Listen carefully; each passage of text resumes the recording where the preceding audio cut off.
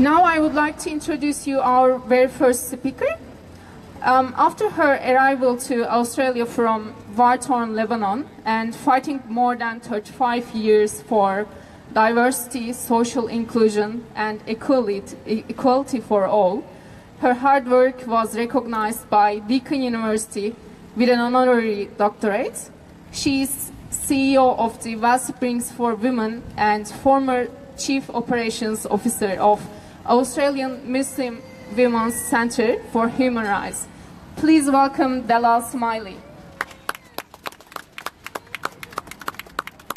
Thank you, Tuche. Good afternoon, everyone. And I also like to acknowledge that we are meeting today on what is and always will be Aboriginal land. And I pay my respect to the elders of the Kulin Nation.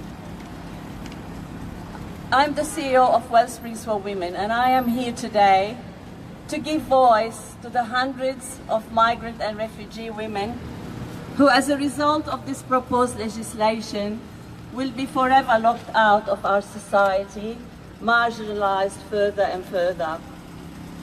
It is not a fair legislation at all, and it really goes against what we stand for as Australians.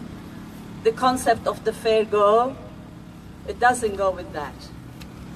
So why I'm here today is to give voice to these women, because they come day after day, week after week, month after month to our centre to learn English, to improve their communication skills with the hope of actually achieving their citizenship status. And at the moment, it is within their reach to actually achieve functional English. But if this legislation goes ahead, they will not be able to achieve the level of competency that the government is expecting them to have, which is the university entrance level. Not because they're not smart, not because they're not for the lack of trying, but because of many reasons due to their migration experience, the lack of education and access to education they didn't have back in their country of origin, all as a result of their migration. They probably have experienced trauma and violence. And when they first come to Australia, learning English is not their first priority, but surviving and looking after their family. They have issues of childcare, issues of income security and poverty.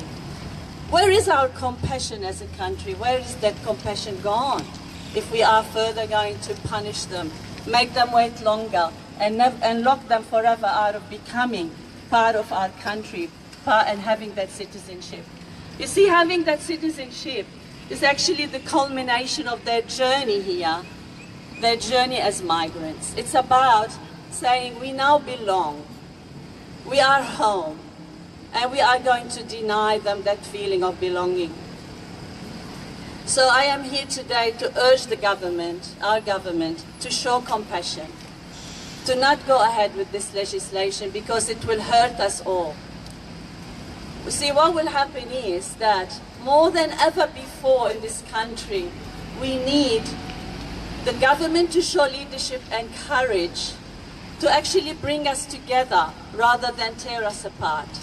We are so divided at the moment, and there is so much fear-mongering going on and hatred in this society, and we don't need any more of these policies that are punitive and are actually tarnishing our reputation and tarnishing what we stand for, tarnishing our social cohesion, tarnishing our compassion and sense of fair go. So I urge the government to think again, not go ahead with this legislation, not to do it in our watch under our name.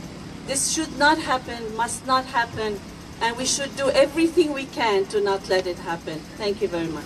Yay! I would like to take this opportunity to thank Dalal Smiley for her speech, very supportive speech, and in this very strict time period for